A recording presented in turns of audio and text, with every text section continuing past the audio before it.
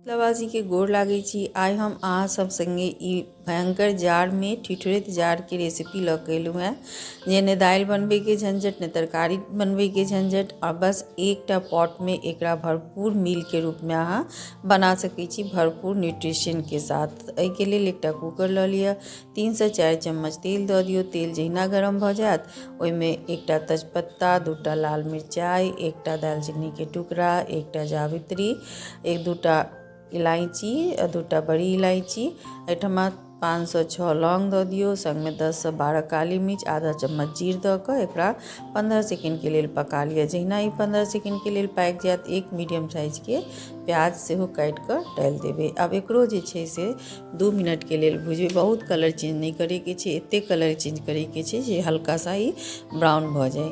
तऽ देखियो ई हल्का सा जहिना एहिमे कलर चेंज होबऽ लागत, एहिसँ बेसी कलर नहीं चेंज करे के छै। तऽ आब एहिठमा एकटा पैघ चम्मच आदी और हरियर मिरचाई के कूटि कऽ डालि देबै। 10 सेकेंड के लेल पका लेबै ताकि एकर कच्चापन खत्म भऽ जाए।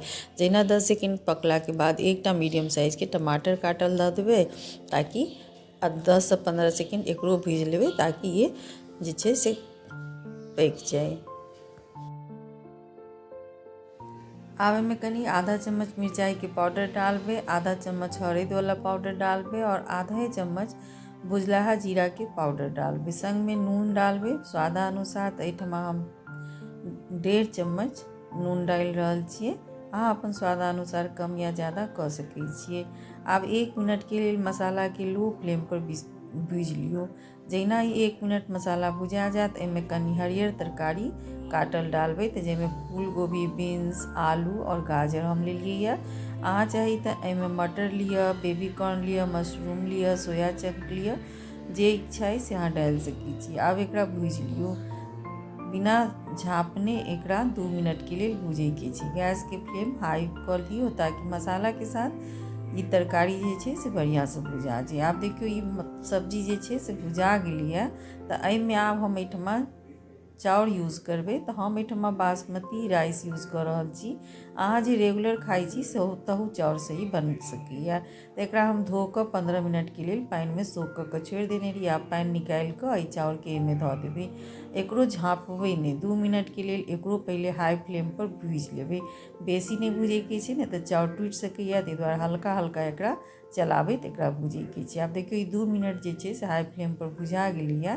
तऽ आब एहिठमा जे छै से गैस 2 मिनट चावल के भुजला के बाद एहिठमा आप गैस के फ्लेम बिल्कुल लो कर देबै और 1 मिनट के लिए एकरा झाँपि देबै, ताकि चाउर में और तरकारी में मसाला के फ्लेवर बढ़िया से आबि जाए। अब 1 मिनट के बाद एकरा फिर से एक बेर चला लेबै।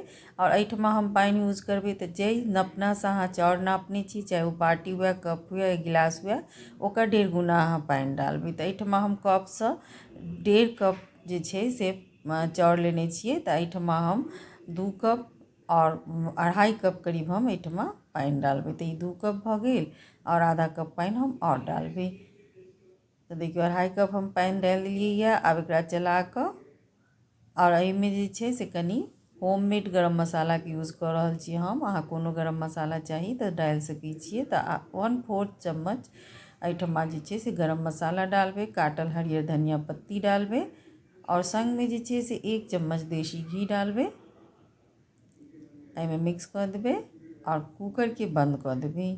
जहिना 1 सीटी लगा कऽ कुकर के बंद करेगी, कुकर गैस के बंद कऽ के देबै और जे छै एकरा अहिना ठंडा होबऽ देबै। तऽ देखियो ई आब ठंडा भऽ चुकल छै। तऽ अहाँके हम खोलि कऽ देखाबै छी।